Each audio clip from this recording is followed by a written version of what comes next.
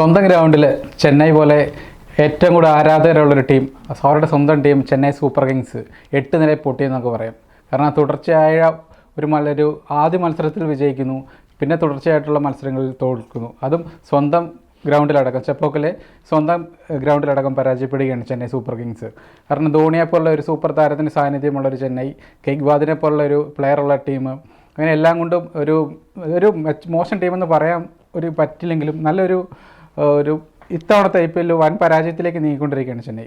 ഇന്നത്തെ മത്സരത്തിൽ ഡൽഹിക്കെതിരെ ഒരു നാണം കെട്ട തോൽവിയാണ് ചെന്നൈ ഏറ്റുവാങ്ങിയിരിക്കുന്നത്. കാരണം ഒരിടത്ത് പോലും ചെന്നൈ ഒരു മത്സരത്തോടെ ഒരു പോസിറ്റീവായിട്ടുള്ള സമീപനം സ്വീകരിക്കുന്നില്ല. ബാറ്റിങ്ങിലാട്ടെ ബോളിങ്ങിലാണെങ്കിൽ പോലും നല്ലൊരു സ്പിൻ ഡിപ്പാർട്ട്മെൻറ്റ് ഉണ്ടായിട്ട് പോലും ഡൽഹിനെ പിടിച്ചു കെട്ടാനൊന്നും കഴിയുന്നില്ല. ഡൽഹി 180 മുകളിലോട്ട് ചെപ്പോക്കിലെ പോലെ ഗ്രൗണ്ടിൽ അതൊരു സ്പിന്നിനെ എപ്പോഴും അനുകൂലിക്കുന്ന ഒരു ഗ്രൗണ്ടിലോട്ട് 180 മുകളിലോട്ട് സ്കോറിലോട്ട് ഡൽഹി പോവുകയാണ്. അപ്പം ചെന്നൈയിൽ സ്വാഭാവികമായിട്ടും വലിയ പ്രതിസന്ധിയിലാകുന്നതാണ്.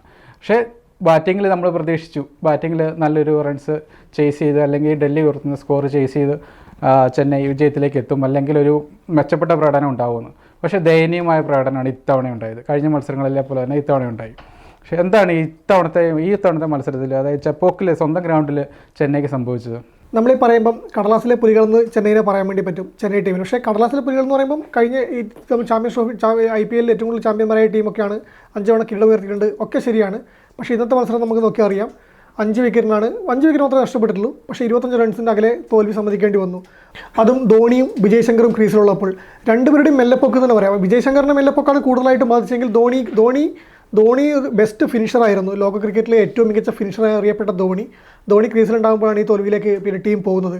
അപ്പം പഴയ പ്രകടനത്തിൻ്റെ നിഴൽ മാത്രമായി ധോണി ഒതുങ്ങുന്നു. വിജയ് ശങ്കറിനെ പോലൊരാൾ ടോപ്പ് സ്കോറായിട്ട് എടുത്തിട്ടുണ്ട് പറയുമ്പോൾ അയാളുടെ ബാറ്റിംഗ് ആവറേജ് അല്ല, നമുക്ക് ശരാശരി ഒക്കെ അറിയാൻ വേണ്ടി പറ്റും, സ്ട്രൈക്ക് റേറ്റ് ഒക്കെ അറിയാൻ വേണ്ടി പറ്റും. ഇന്നത്തെ മത്സരത്തിൽ ഇതായിരുന്നില്ല വേണ്ടിയിരുന്നത്. ഗെയ്ക്വാദിനെ പോലുള്ള താരങ്ങൾ ഇന്ന് ഫ്ലോപ്പ് ആകുന്നു. ഒരു ഡൽഹിയുടെ സുപ്രീമസി, 3 മത്സരങ്ങൾ ജയിച്ച് ടേബിളിൽ ടോപ്പിലേക്ക് ഡൽഹി എത്തുന്നു. 3 മത്സരങ്ങൾ തുടർച്ചയായി തോറ്റ് ചെന്നൈ അവസാന സ്ഥാനത്തേക്ക് പോകുന്നു. ഈ രീതിയിലേക്ക് വന്ന് ഇപ്പം പറഞ്ഞു കഴിഞ്ഞു, ഡൽഹിയെ 150 എറിഞ്ഞാൻ വേണ്ടി പറ്റിയില്ലാന്ന്. 150 മുകളിൽ സ്കോർ പോകുമ്പോൾ തന്നെ അറിയാം ഈ ടീമിന് ഇത് പിടിച്ചെടുക്കാനാവില്ലാന്ന്.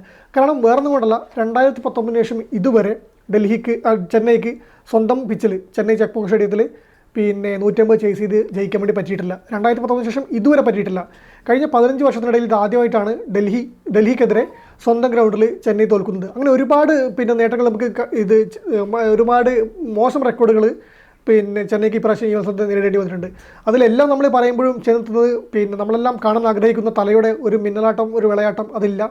തലയ്ക്കിപ്പം ആ പഴയ ശക്തി ഉണ്ടോ ഇല്ലയോ വെച്ചാൽ ഇപ്പം അദ്ദേഹം ഔട്ടായില്ലല്ലോ, ക്രീസിലുണ്ടായിരുന്നല്ലോ എന്നൊക്കെ വേണ്ടി പറയാം. ചെന്നൈയുടെ ഡൈഹാർഡ് ആരാധകർ ഇപ്പം പറഞ്ഞത് ധോണി ബാറ്റ് വീശുന്നത് മാത്രം കണ്ടാൽ മതി എന്നാണ്.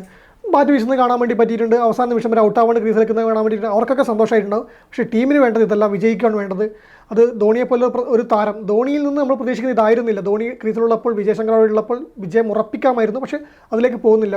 ഇതല്ല നമ്മൾ പ്രതീക്ഷിക്കുന്നത് ധോണിയിൽ നിന്നും ചെന്നൈയിൽ നിന്നും. ഇതുകൊണ്ട് തൃപ്തിപ്പെടാനാവില്ല, അല്ലെങ്കിൽ ഇതുകൊണ്ട് മുന്നോട്ട് പോകാനാവില്ല. ടൂർണമെൻറ്റിൽ മുന്നോട്ട് കടക്കാൻ പ്ലേ-ഓഫ് 4 മത്സരങ്ങളാവുന്നതിൽ കൂടി പ്ലേ-ഓഫിലേക്കുള്ള കാര്യങ്ങൾ നമ്മൾ ഇപ്പോഴേ പറയണം. കാരണം ഇതുപോലൊരു ടൂർണമെൻറ്റിൽ നെറ്റ് റൺ റേറ്റും പോയിൻറ്റും എല്ലാം നിർണായകമാണ്. പക്ഷേ ഈ ടീമിന് ഈ ഒരു പ്രകടനം കൊണ്ട് മുന്നോട്ട് അത്രത്തോളം പോകാനാവുമെന്ന് കണ്ടറിയേണ്ടതുണ്ട്. പക്ഷേ ഇന്നത്തെ മത്സരത്തിൽ ഒരു ഭൂരിഭാഗം ചെന്നൈ ആരാധകരും സന്തോഷത്തിലായിരിക്കും. കാരണം കുറച്ചു നേരം ധോണിയെ പതിവിലും കൂടുതൽ ക്രീസിൽ കാണാൻ പറ്റിയെന്നുള്ളൂ. പക്ഷേ 6 കണ്ടിട്ടുണ്ട്, ഒരു 4 കണ്ടിട്ടുണ്ട്. ഇതാണ് പറയുന്നത്, നമ്മൾ നേരത്തെ പറഞ്ഞിട്ടുണ്ട്, ചെന്നൈ ആരാധകർക്ക് ധോണി ക്രീസിൽ എത്തിയാൽ മതി. അത് 5 വിക്കറ്റ് ആണെങ്കിൽ 5 വിക്കറ്റ് പോയി കഴിഞ്ഞാൽ കൈയടിക്കുന്ന ഒരു ടീമിനെ അമ്പാട്ടി റായോട് വിമർശിച്ചിട്ടുണ്ടായിരുന്നു. ഇതുപോലത്തെ ഒരു ടീമിനെ കാണാൻ വേണ്ടി പറ്റില്ലാന്ന്. ജഡേജ ഔട്ടാവും ഇപ്പം കാണികൾ അർത്ഥം വിളിക്കുന്നത് ഒരു ധോണി ഇറങ്ങാൻ വേണ്ടിയാണ്. അവർക്ക് വേണ്ടത് ധോണിയുടെ ബാറ്റിംഗ് കാണുക മാത്രമാണ്. അവർക്ക് സന്തോഷമായിട്ടുണ്ടാവും. ഇന്നത്തെ മത്സരത്തിൽ തുടർച്ചയായ 3-ാം മത്സരം ചെന്നൈ തോറ്റാലും ചെന്നൈ ആരാധകർ ചിലപ്പോൾ സന്തോഷമായിരിക്കും. കാരണം ധോണി പുറത്തായിട്ടില്ല, ധോണി ഔട്ടായിട്ടില്ല, ധോണി അജയനയുടെ അവിടെ നിൽക്കുവാണ്. ധോണി അജയനായി എന്ന് പറയാം, ഒരു 4ഉം ഒരു 6ഉം അടിച്ചിട്ടുണ്ടെന്ന് പറയാം. പക്ഷേ റൺ എവിടെ എത്താണ്? ടീമിൻ്റെ ടോട്ടൽ നമുക്ക് ജയിക്കാൻ വേണ്ടി വരും 153 പോലെ. ഇപ്പോഴത്തെ ക്രിക്കറ്റിൽ നമ്മളിപ്പോൾ പറഞ്ഞു കഴിഞ്ഞു, 2019 ശേഷം ഡൽഹിക്ക് സ്വന്തം സ്റ്റേഡിയത്തിൽ, ഹോം ഗ്രൗണ്ടിൽ 150 ചേസ് ചെയ്യാൻ വേണ്ടി പറ്റിയിട്ടില്ലാന്ന്. പക്ഷേ ഇന്നത്തെ IPL ഇപ്പോഴത്തെ ഈ സീസൺ നോക്കിയാൽ 150 എന്നുള്ളൊരു വലിയ സ്കോർ എന്നല്ല, ഒരു ഭേദപ്പെട്ട സ്കോർ എന്ന് പറയാൻ വേണ്ടി പറ്റും. 200 ഒരുവിധം എല്ലാ ടീമുകളും എത്തുന്ന മത്സരമാണ്. ആ ഒരു ഘട്ടത്തിൽ പോലും ചെന്നൈക്ക് ഇത് നേടാൻ വേണ്ടി പറ്റുന്നില്ലെങ്കിൽ അത് ചെന്നൈയുടെ മാത്രം പരാജയമാണെന്ന് തന്നെ പറയേണ്ടി വരും.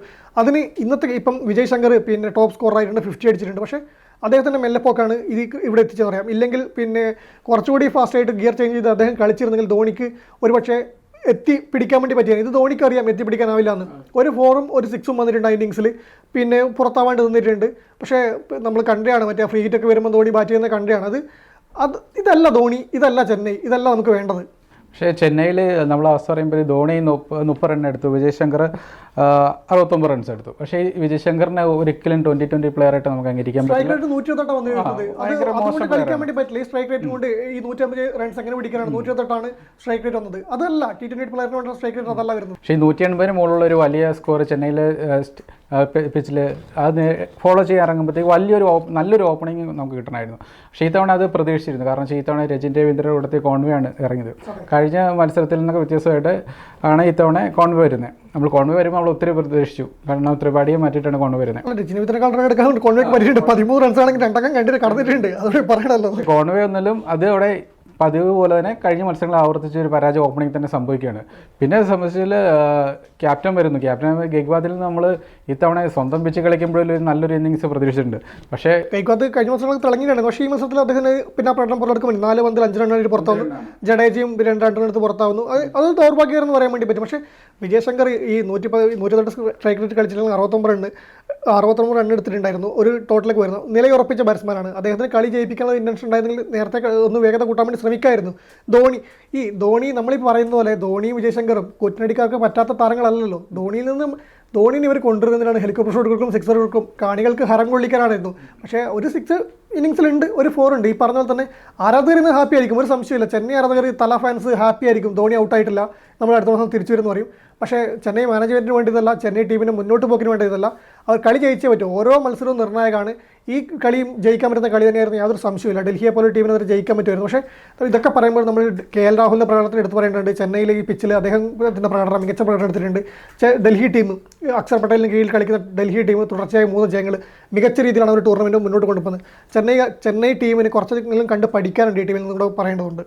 അതെ, നമ്മൾ ഈ ചെന്നൈയുടെ ഒരു കാര്യം കൂടെ പറയാനുണ്ട്. പക്ഷേ ഈ ധോണിയുടെ കാര്യം, ധോണി ഈ തവണത്തെ IPL കൊണ്ട് ചിലപ്പോൾ മത്സരം അടുത്ത തവണ ഉണ്ടാവും. 5-6 വർഷമായിട്ട് നമ്മൾ പറയുന്ന കാര്യമാണ്. പക്ഷേ ഈ മത്സരത്തോടെ ചിലപ്പം വിരമിച്ചേക്കുന്നൊക്കെ ഒരു റിപ്പോർട്ടുകൾ പുറത്തു വരുന്നുണ്ട്. ഒരു പുതിയ താരത്തിലെ ടീമിൽ ഉൾപ്പെടുത്താൻ ശ്രമിക്കുന്നൊക്കെ വരുന്നുണ്ട്. അങ്ങനെയാണെങ്കിൽ ഒരു പരിക്ക് പറ്റിയാൽ ഇഞ്ചുറി എന്നൊക്കെ പറഞ്ഞ് മാറി നിൽക്കും സ്വാഭാവികമായിട്ട്. പിന്നെ ഈ സീസണിൽ നിന്ന് മാറുമായിരിക്കും. പക്ഷേ ധോണിയെ ഉൾപ്പെടുത്തുക എന്നുള്ളത് ചെന്നൈ ഫ്രാഞ്ചൈസിയുടെ ഉത്തരവാദിത്തമാണ്. കാരണം വെച്ച് കഴിഞ്ഞാൽ അവർക്ക് വേണം ആർപ്പുവിളികളാണ്. ഈ സ്വന്തം സ്റ്റേഡിയത്തിലാണെങ്കിൽ തലക്ക് കിട്ടുന്ന ആർപ്പുവിളി അത് വേറെ എവിടെയും ആർക്കും കിട്ടാൻ പോകുന്നില്ല. അതിലൊന്നും യാതൊരു സംശയമില്ല, യാതൊരു തെറ്റില്ല. ധോണിയെ പോലുള്ള ഒരു ലെജൻഡ്, ലോക ക്രിക്കറ്റിലൊരു മികച്ച നായകൻ, പിന്നെ ക്രിക്കറ്റിനെ ഇത്രത്തോളം നിരീക്ഷിക്കുന്നത് ഇപ്പോഴും DRSനെ ധോണി റിവ്യൂ സിസ്റ്റം എന്ന് വിളിക്കുന്നതിൽ ഒരു തെറ്റുണ്ടോ? വിക്കറ്റ് മിന്നൽ സ്റ്റെമ്പിങ് നമുക്ക് കാണാൻ വേണ്ടി പറ്റുമോ? ഇനി അതൊക്കെ അങ്ങനെ തന്നെ നിൽക്കുന്നുണ്ട്. അത് ഈ സീസണിൽ തന്നെ നമ്മൾ 2 മിന്നൽ സ്റ്റെമ്പിങ് കണ്ടു കഴിഞ്ഞില്ലേ? ധോണിയുടെ കീപ്പിങ്ങിന് വിക്കറ്റിനുള്ള പ്രകടനത്തിന് യാതൊരു സംശയമില്ല. പക്ഷേ ബാറ്റിങ്ങിലേക്ക് വരുമ്പം ഇതിപ്പം പറയുമ്പോൾ ഞങ്ങൾ വീണ്ടും പറയണം. പിന്നെ രണ്ടാമത്തെ വരുന്ന സ്കോർ ധോണിക്കല്ലേ? ധോണി ബാറ്റ് ചെയ്തല്ലോ, നന്നായിട്ട് ചെയ്തല്ലോ. ബാക്കി ഇപ്പം പറഞ്ഞ പോലെ ഗെയ്ക്വാദോ അല്ലെങ്കിൽ കോൺവേയോ അല്ലെങ്കിൽ രജിൻ രവീന്ദ്രയോ ജഡേജയോ ഒന്ന് സപ്പോർട്ട് ചെയ്തിരുന്നെങ്കിൽ ടീം ജയിക്കില്ല എന്ന് ആരാധകർ പറയൂ. സത്യമാണ്. അവർ റൺ എടുത്തിരുന്നെങ്കിൽ ധോണിക്ക് അവസാനം ഒന്ന് ഫിനിഷ് ചെയ്യാൻ വേണ്ടി പറ്റുമായിരുന്നു, മികച്ച ഫിനിഷറായി നിൽക്കുമായിരുന്നു. പക്ഷേ ഇത് ധോണിക്ക് ഇത്രയും കളിച്ചിട്ടും ധോണി കളിക്കാറില്ലല്ലോ ഒറ്റയെന്ന് മാത്രം പറയാം. നിങ്ങളതിനെ ധോണിയെ ടാർഗറ്റ് ചെയ്തെന്ന് ചോദിക്കാം, ധോണിയെ ആർപ്പ് വിളിക്കുന്നത് എന്താ തെറ്റെന്ന് ചോദിക്കാം. പക്ഷേ കളിക്കേണ്ടത് ഈ കളി എന്ന് അവസാനിപ്പിക്കുന്ന ധോണി എന്ന ഫിനിഷറിൽ നമുക്ക് പ്രതീക്ഷിച്ചിരുന്നത് ഇതല്ല എന്നുള്ള വിഷമം മാത്രമാണ് ഈ പറയുന്നത്. ധോണിക്ക് കളി ഫിനിഷ് ചെയ്യാൻ വേണ്ടി പറ്റുമായിരുന്നു. ധോണിയും വിജയ് ശങ്കറും കുറച്ച് മുന്നേ ശ്രമിച്ചിരുന്നത് നടക്കുമായിരുന്നു. അതിനുള്ള ഇൻറ്റൻഷൻ അവർക്ക് ഉണ്ടായില്ല, അവർക്ക് ചെയ്യാൻ വേണ്ടി പറ്റിയില്ല. ഇത് വിജയത്തിലേക്ക് എത്തിക്കാൻ വേണ്ടി പറ്റുന്നില്ലെങ്കിൽ എത്രത്തോളം ഗ്രൗണ്ടിൽ പിടിച്ചു നിൽക്കുന്നു അല്ലെങ്കിൽ എത്ര ഫോർ അടിക്കുന്നുണ്ട് കാര്യമില്ലല്ലോ. അപ്പം അതിനുവേണ്ടി ശ്രമിക്കേണ്ടതുണ്ട്. അത് പവർ പ്ലേ തന്നെ ചെന്നൈ തോൽവി സംഭവിക്കുന്നുണ്ട് എല്ലാ മത്സരത്തിലും. കഴിഞ്ഞ നമ്മൾ ആദ്യത്തെ ഒരു പവർ പ്ലേക്ക് മുമ്പ് ഒരു 2-3 വിക്കറ്റ് പോകുന്നുണ്ട്.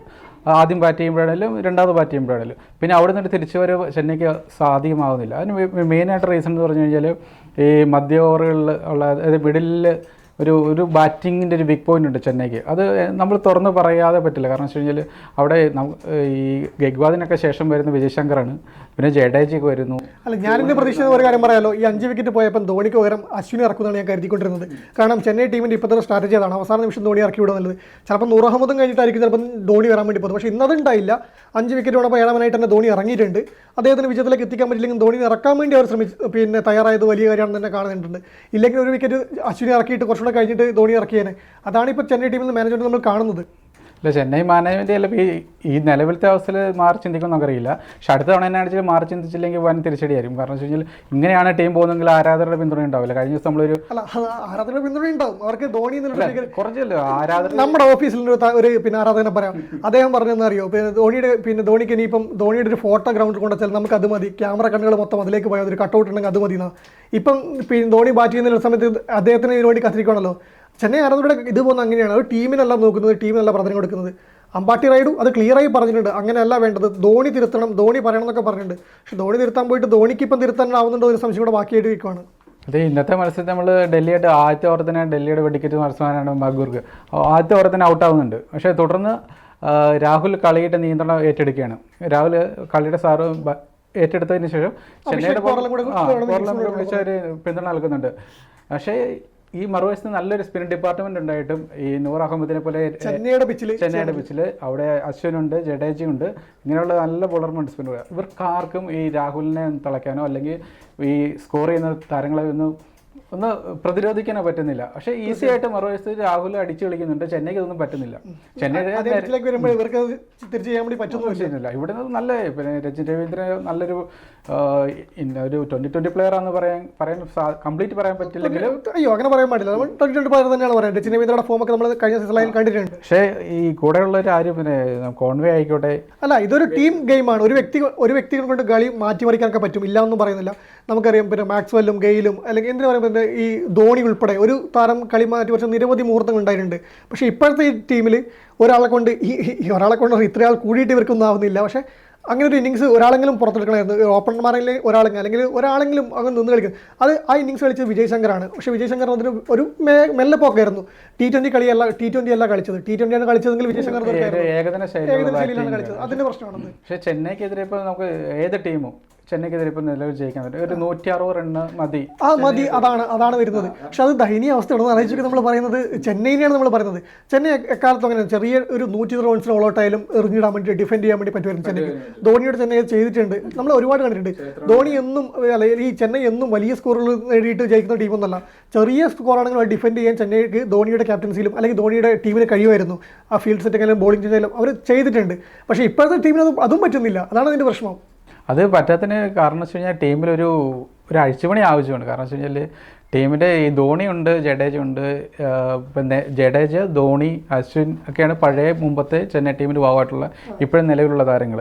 പക്ഷേ അതിനുശേഷം വന്ന ഇപ്പം നിലവിൽ കളിക്കുന്ന പല താരങ്ങളുണ്ട്. ഇപ്പം കോൺവേ ആയിക്കോട്ടെ, രജിൻ രവീന്ദ്ര ആയിക്കോട്ടെ, ഇവർ വിദേശ താരങ്ങളാണ്. പക്ഷേ നമുക്കൊരു ഇന്ത്യൻ താരങ്ങളുടെ ഒരു സപ്പോർട്ട്, ഇന്ത്യയിൽ പിച്ചുകൾ കളിക്കാൻ പറ്റുന്ന, നല്ല സ്കോർ നേടാൻ പറ്റുന്ന, വലിയ ഇന്നിങ്സ് കളിക്കാൻ പറ്റുന്ന ഒരു താരങ്ങളുടെ ഒരു അഭാവം ചെന്നൈ ടീമിലുണ്ട്. കാരണം വെച്ച് കഴിഞ്ഞാൽ ഇവർക്ക് തിളങ്ങാൻ പറ്റിയില്ലെങ്കിൽ, ഒരു ഓപ്പണിംഗ് ഇറങ്ങുന്നവർക്ക് തിളങ്ങാൻ പറ്റിയില്ലെങ്കിൽ അതിന് ശേഷം വരുന്നവർക്ക് 3-ാം നമ്പറിലോ 4-ാം നമ്പറിലോ വരുന്നവർക്ക് തിളങ്ങണം. അവരുടെ ഭാഗത്ത് നല്ല ഇന്നിങ്സ് ഉണ്ടെങ്കിൽ മാത്രമേ വലിയ സ്കോറിലേക്ക് എത്തുന്നുള്ളൂ. പക്ഷേ ചെന്നൈയുടെ ഈ അവസ്ഥയിൽ നിലവിൽ അങ്ങനെ ഒരു കളി ഏറ്റെടുക്കാനോ, ഇപ്പോൾ രാഹുൽ ഇന്നത്തെ കളി ഏറ്റെടുത്ത പോലെ അവർ ബാറ്റിംഗ് ഏറ്റെടുത്ത പോലെ ഒറ്റയും പ്രകടനം ഉണ്ടാവുന്നുണ്ട്. പക്ഷേ അതൊരു വിജയത്തിലേക്ക് എത്തിക്കാൻ വേണ്ടി പറ്റുന്നില്ല. അതിലാണ് പറഞ്ഞത് വലിയ സ്കോറും എത്തുന്നില്ല ചെന്നൈക്ക്. ചെന്നൈ ആദ്യം ബാറ്റ് ചെയ്യുമ്പോൾ പോലും ഒരു 200-ന് മുകളിലോട്ടൊക്കെ നമ്മൾ പ്രതീക്ഷിക്കും. അല്ല ചെന്നൈയിൽ നിന്ന് ഇപ്പം പറഞ്ഞ നമ്മുടെ ഗൈക്വാദൊക്കെ വിചാരിച്ച് ഈസിയായിട്ട് നടക്കുന്ന കാര്യമാണ്. രജിൻ രവീന്ദ്രൻ ഗൈക്വാദൊക്കെ ടീമിന് 200 വിഷയമല്ല. പക്ഷേ നമുക്കത് പിന്നെ എത്തുന്നില്ല എന്നുള്ളൊരു പ്രശ്നം മാത്രമേ ഉള്ളൂ. അത് നോക്കേണ്ടതാണ്. പിന്നെ പകുതി മത്സരങ്ങളിലോട്ട് ഇപ്പം ചെന്നൈയുടെ അവസാന പോയിന്റ് ടേബിൾ 8ാമതോ മറ്റായിട്ടുണ്ട്. അപ്പോൾ നിലവിൽ മറ്റു മത്സരങ്ങൾ ഇപ്പം മറ്റു മത്സരങ്ങളെ അപേക്ഷിച്ചാണ് ചെന്നൈയുടെ നിലനിൽപ്പ് എന്ന് പറയുന്നത്. പോയിന്റ് നിലയിൽ ഏറ്റവും താഴോട്ട് പോകുന്നതോറും ഇനി മുകളിലോട്ട് കയറി വരെ ഭയങ്കര റിസ്ക്കാണ്. കാരണം വെച്ച് കഴിഞ്ഞാൽ ചെന്നൈയുടെ സ്വന്തം ഗ്രൗണ്ടിലെ മത്സരങ്ങളൊക്കെ തീർന്നുകൊണ്ടിരിക്കുകയാണ്. ഇനി മറ്റ് ഗ്രൗണ്ടുകളിൽ പോകുമ്പം ചെന്നൈക്ക് ഇതായിരിക്കില്ല അവസ്ഥ എന്ന് നമ്മൾ കാണേണ്ടതുണ്ട്. അപ്പം നമ്മൾ ഈ പറഞ്ഞ പോലെ തന്നെയാണ്, നമുക്ക് ധോണിയിൽ നിന്ന് മികച്ച ഇന്നിങ്സ് പ്രതീക്ഷിക്കുന്നുണ്ട്. ധോണിയിൽ നിന്ന് പ്രതീക്ഷിക്കുന്ന ആ ടീമിൻ്റെ കൂട്ടായി ഇപ്പം ഗൈക്വാദ് അടുത്ത മത്സരത്തിൽ പിന്നെ കഴിഞ്ഞ മത്സരം തിളങ്ങിയതുപോലെ തിളങ്ങി വന്നാൽ, രജിൻ രവീന്ദ്ര തൻ്റെ ഫോം വീണ്ടെടുത്താൽ, കോൺവേ തൻ്റെ വിശ്വരൂപം പുറത്തെടുത്താൽ, ധോണി വിക്കറ്റിന് പിന്നിൽ മാത്രം നിന്നാൽ മതി ഈ ടീമിന് വിജയത്തിലേക്ക് എത്താൻ വേണ്ടി പറ്റും. ബോളിംഗ് ഡിപ്പാർട്ട്മെൻറ്റ് നല്ല ബോളേഴ്സ് ഉണ്ട്. അപ്പം ചെന്നൈയിൽ ചെന്നൈയാണ് ടീം, എന്തും സംഭവിക്കാം. ആദ്യത്തെ 8 മത്സരം തോറ്റ് അടുത്ത 8 മത്സരം ജയിച്ചു വരുന്ന ചെന്നൈനൊക്കെ നമുക്കറിയാം. അപ്പം ഞാൻ പറഞ്ഞത് അങ്ങനെ അതിനുള്ള കഴിവുള്ള ടീമാണ് ചെന്നൈ. അപ്പം ചെന്നൈയിൽ നമുക്ക് ഇനിയും പ്രതീക്ഷയുണ്ട്. പക്ഷേ ഈ ഒരു പ്രകടനം കൊണ്ട് ജയിക്കാനുള്ള ഇൻറ്റൻഷൻ ഇല്ലാതെ, ഇത് ചുരുക്കി പറഞ്ഞാൽ ബോർഡർ ഗവാസ്കർ ട്രോഫിയിൽ നമ്മൾ ടെസ്റ്റ് കളിക്കാൻ ഓസ്ട്രേലിയ പോയിട്ട് ബോർഡർ ഗവാസ്കർ ട്രോഫിയിൽ ഇന്ത്യൻ ടീം രോഹിത്തിന് കീഴിൽ കളിച്ചപ്പോൾ ഇന്ത്യൻ ടീമിന് ഇതുണ്ടായിരുന്നു.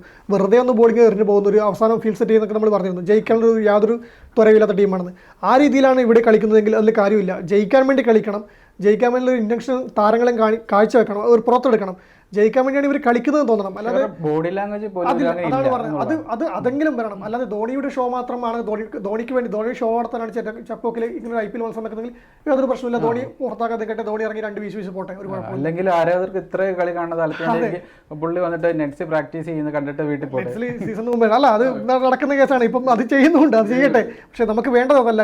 ചെന്നൈ മാനേജ്മെന്റിന്, ചെന്നൈ ഫ്രാഞ്ചൈസിക്ക് ഇതല്ല വേണ്ടത്. അത് പുറത്തെടുക്കാൻ ഈ ടീമിനെ കൊണ്ട് കഴിയുമെന്ന് വിശ്വാസമുണ്ട്. പക്ഷെ അതിന് ആ താരങ്ങളും ആ മാനേജ്മെൻറ്റ് ഒന്നും കൂടി ഒന്ന് ചിന്തിക്കണം. അത് ഉണ്ടാവും തന്നെ പ്രതീക്ഷിക്കാം നമുക്ക്.